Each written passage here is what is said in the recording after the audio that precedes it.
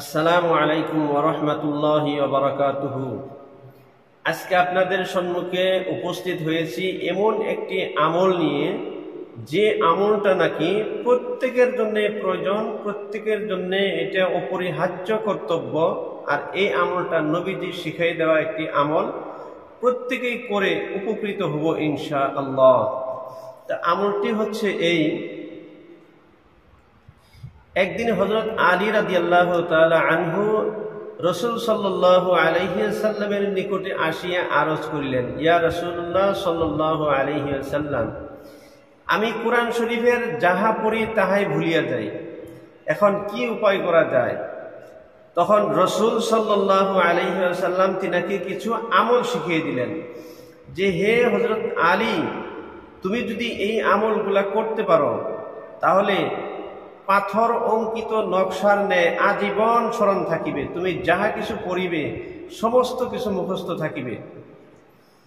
তো আমলটি হলো, আল্লাহর রাসূল সাল্লাল্লাহু আলাইহি ওয়াসাল্লাম হযরত আলীকে বলতেছেন, যদি পারো তাহলে জুমার রাত্রের তৃতীয় অংশে তুমি দাঁড়াও, আর যদি না পারো তাহলে রাত্রের দ্বিতীয় অংশে দাঁড়াও, আর উহা যদি সম্ভব না হয় তাহলে প্রথম অংশেই দাঁড়াও, এবং এই নিয়মে 4 রাকাত নামাজ আদায় করো। নামাজটি হলো যে 4 রাকাত নামাজ, প্রত্যেক রাকাতে প্রথম রাকাতে সূরা ফাতিহার পর সূরা ইয়াসিন সম্পূর্ণ পড়িবে। দ্বিতীয় রাকাতে হলো সূরা ফাতিহার পর সূরা দুখান পাঠ করিবে। তৃতীয় রাকাতে হলো সূরা ফাতিহার পর সূরা আলিফ লাম মিম সিজদা পড়িবে। আর চতুর্থ রাকাতে পড়িবে সূরা ফাতিহার পর সূরা মুলুক। এবং এই নিয়মে এক জুম্মায় যদি সিদ্ধ না হয় আপনার মকসুদ, 2 জুম্মা 3 জুম্মা 7 জুম্মা পর্যন্ত আমলটা করবেন ইনশাআল্লাহ, প্রত্যেকেই করবেন। আল্লাহর নবী শিখাই দেওয়া একটি আমল, আর এটা বহুত পরীক্ষিত একটি আমল, ইনশাআল্লাহ সবেরই কাজে লাগবে। তো এমন হয় যে কিছুগুলা হাফিজ তারা হেফজ করার পরে হেফজ ভুলে গিয়েছে, কিছুগুলা মানুষ যাহাই পড়ে তাহাই ভুলিয়া যায়। আর এই আমলটা শিখাই দেওয়ার পরে যখন 4 রাকাত নামাজ পড়ে শেষ করবেন, তখন আল্লাহ রাব্বুল আলামিনের খুব হামদ ও সানা পাঠ করবেন। আর হামদ ও সানার ভিতরে বলা হয়েছে যে বেশি বেশি করে নবীজির প্রতি দরুদ পাঠ করা লাগবে, বেশি বেশি করে নবীজির প্রতি দরুদ পাঠ করবে। এবং তারপরে তোমার পূর্বে যারা মারা গিয়েছে, যারা চলিয়া গিয়েছে, তাদের জন্য বেশি বেশি করে মাগফিরাতের দোয়া করতে হবে। তারপরে আর এই নিয়মে দোয়াটা হলো, কেউ যদি বাংলাতে বলে হয়তো ওইরকমভাবে বলল যে নবীজির প্রতি দরুদ এবং আল্লাহর খুব হামদ সানা পাঠ করবেন। তারপরে আরবিতে কোনো মানুষের যদি পড়তে চায় তাহলে দোয়াটা হলো এইভাবে: আলহামদুলিল্লাহি রাব্বিল আলামিন আদাদা খালকিহি ওয়া রিদা নাফসিহি ওয়া জিনাতা আরশিহি ওয়া মিদাদা কালিমাতিহি আল্লাহুম্মা লা উহসি সানাআন আলাইকা আনতা কামা أثنيت على نفسك صل وسلم وبارك على سيدنا ومولانا محمد النبي الأمي وعلى آله نبي الأمي الهاشمي وعلى آله وأصحابه البررة الكرام وعلى سائر الأنبياء والمرسلين وعلى الملائكة المقربين ربنا اغفر لنا ولإخواننا الذين سبقونا بالإيمان ولا تجعل في قلوبنا غلا للذين آمنوا ربنا ইন্নাকা রাউফুর রহিম। আল্লাহুম্মা ইগফিরলি ওয়া লিওয়ালিদাইয়া ওয়া লিজামিইল মুমিনিনা ওয়াল মুমিনাতি ওয়াল মুসলিমিনা ওয়াল মুসলিমাত ইন্নাকা সামিউম মুজিবুদ দাওয়াত। এটা হলো হামদ সানা। তো আমি আপনাদের সম্মুখে ভিডিওর মাধ্যমে তুলে ধরব আরবিতে। যদি কেউ কমেন্ট করে বলেন যে বাংলাতে ট্রান্সলেট করে দেন, তাহলে আমি বাংলাতেও পরের ভিডিওতে আমি তুলে ধরব। এখন আপাতত আরবিতেই দেওয়া হলো। তো এই দোয়ার অর্থ হলো যে সমস্ত প্রশংসা ওই আল্লাহর জন্য, যিনি সমগ্র জাহানের প্রতিপালক। তারপরে বলা হয়েছে প্রশংসা তাহার সন্তুষ্টি সৃষ্টি জগতের সম পরিমাণ, তাহার সন্তুষ্টির পরিমাণ, তাহার আরশের ওজন পরিমাণ, তাহার লিখিত বাণীর কালির পরিমাণ। হে আল্লাহ, আমি তোমার প্রশংসার সীমা নির্ধারণ করিতে পারিব না। তোমার প্রশংসা তুমি যতটুকু করেছ ততটুকু প্রশংসার মালিক তুমি, সেটা বলা হয়েছে। আরো বলা হয়েছে যে হে আল্লাহ, দরুদ ও সালাম বর্ষণ করুন আমাদের সর্দার মুহাম্মদ সাল্লাল্লাহু আলাইহি ওয়াসাল্লাম, সেই নবীজির উপর এবং তাহার বংশধরের উপর এবং সমস্ত আম্বিয়া কিরামদের উপর, সাহাবাদের উপর এবং আমার পূর্বে যাহারা ইমানের সহিত চলে গিয়েছে তাদের উপরে রহমত বর্ষিত করুন, অর্থাৎ তাদেরকে মাগফিরাত করিয়া দিন। এইভাবে দোয়ার অর্থ হলো এইভাবে। তারপরে বলা হয়েছে যে নিকটতম ফেরেশতা যারা আছে তাদের প্রতি আপনি রহমত নাজিল করুন। এইভাবে করে আপনি তারপরে কোরআন শরীফ হিফজ করিবার দোয়া। তারপরে এই দোয়াটা আপনি পাঠ করবেন যে আল্লাহুম্মা আরহামনি বিতারকিল মাআসি আবাদাম মা আবকাইতানি ওয়ারহামনি আন আতাকাল্লাফা মা ইয়ানিনি وأن أتكلف ما يعنيني حسن النذر فيها يرضيك عني اللهم بديع السماوات والأرض ذا الجلال والإكرام والعزة التي لا ترام أسألك يا الله يا الرحمن بجلال ونور وجهك। দোয়াটা হলো এই ধরনের, মুনাজাতে খুব কান্দাকাটি করবেন আল্লাহর কাছে।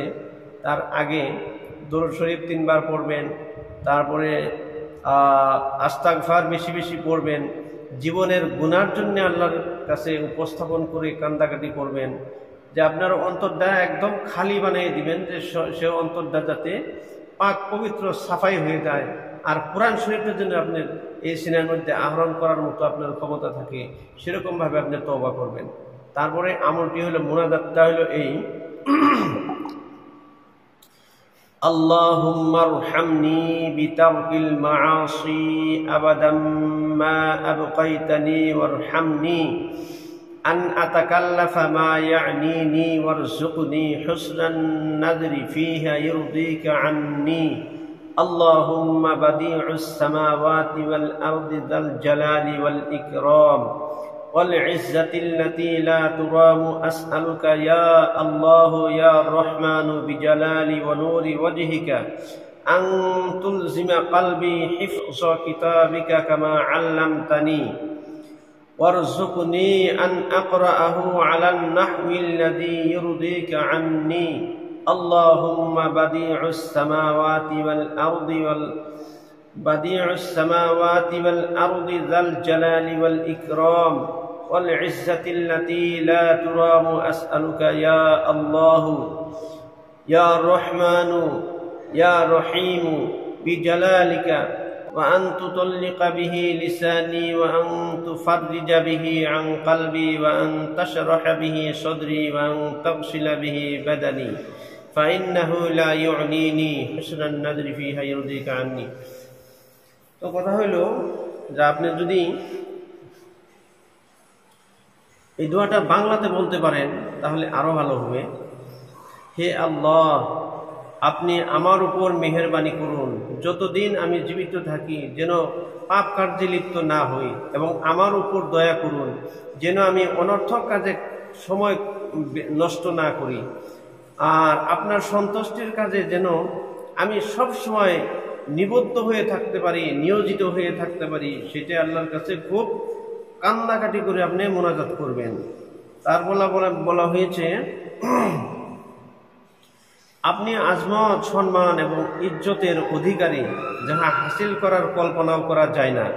হে মেহেরবান আল্লাহ, আপনার বুজুর্গি এবং চেহারার নূরের উসিলায় প্রার্থনা করিতেছি, যেইভাবে আপনি আমাকে কালামে পাক শিক্ষা দিয়েছিলেন সেইভাবে আমাকে মুখস্থ করার, অন্তরে ধারণ করার, মুখস্থ রাখার তৌফিক দান করুন, এবং যেইভাবে পড়িলে আপনার সন্তুষ্টি লাভ হয় সেইভাবে পরিবার তৌফিক দান করুন। এইভাবে আপনি আল্লাহর কাছে কেন্দ্রে কেন্দ্রে কান্নাকাটি করে আপনি দোয়া করবেন। আপনি এমন বুজুর্গি ও ইজ্জতের মালিক, যাহা হাসিল করিবার কল্পনাও করা যায় না। আয় আল্লাহ, আয় মেহেরবান, আপনি আমার দৃষ্টিকে স্বীয় কিতাবের নূরের রোশন করিয়া দিন এবং আমার জবানকে উহার উপর চালু করিয়া দিন। এইভাবে আপনি মোনাজাত করবেন।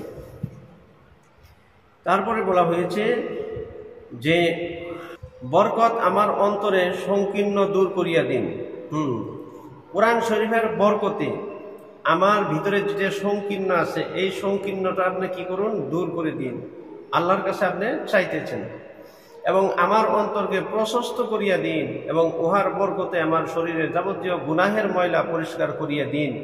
যেহেতু সত্যের পথে আপনি ব্যতীত আর কোনো সাহায্যকারী নাই, এবং আপনি ব্যতীত আর আমার এই আরজু কেহই পূরণ করিতে পারিবে না। আয় আল্লাহ, আমার আরজিকে আপনি কবুল ও মঞ্জুর করুন। আর বলা হয়েছে যে গুনাহ হইতে বাঁচার ও পূর্ণ করার ক্ষমতা আপনার তৌফিক ছাড়া কোনো কাজেই সম্ভব হবে না, যার জন্য এইভাবে দোয়াটা আপনি করবেন। অতঃপর হুজুর পাক সাল্লাল্লাহু আলাইহি ওয়াসাল্লাম ইরশাদ করেন, হে আলী, এই আমল 3 জুমা অথবা 5 জুমা অথবা 7 জুমা পর্যন্ত করিবে, ইনশাআল্লাহ নিশ্চয় কবুল হইবে। তারপর বলা হয়েছে যে হযরতে ইবনে আব্বাস রাদিয়াল্লাহু তাআলা আনহু বলেন, অতঃপর কিছুদিন যাইতে না যাইতেই আল্লাহর নবীর সাহাবা হযরত আলী রাদিয়াল্লাহু তাআলা আনহু আল্লাহর রাসূলের নিকট আসিয়া আরজ করিলেন, ইয়া রাসূলুল্লাহ সাল্লাল্লাহু আলাইহি ওয়াসাল্লাম, আমার মাতা পিতা আপনার উপর কুরবান হোক। আপনি যে আমল শিখিয়ে দিয়েছেন সেই আমলের দ্বারা আমি উপকৃত হয়েছি। আল্লাহ রাব্বুল আলামিন আমার দোয়াকে কবুল করে নিয়েছেন।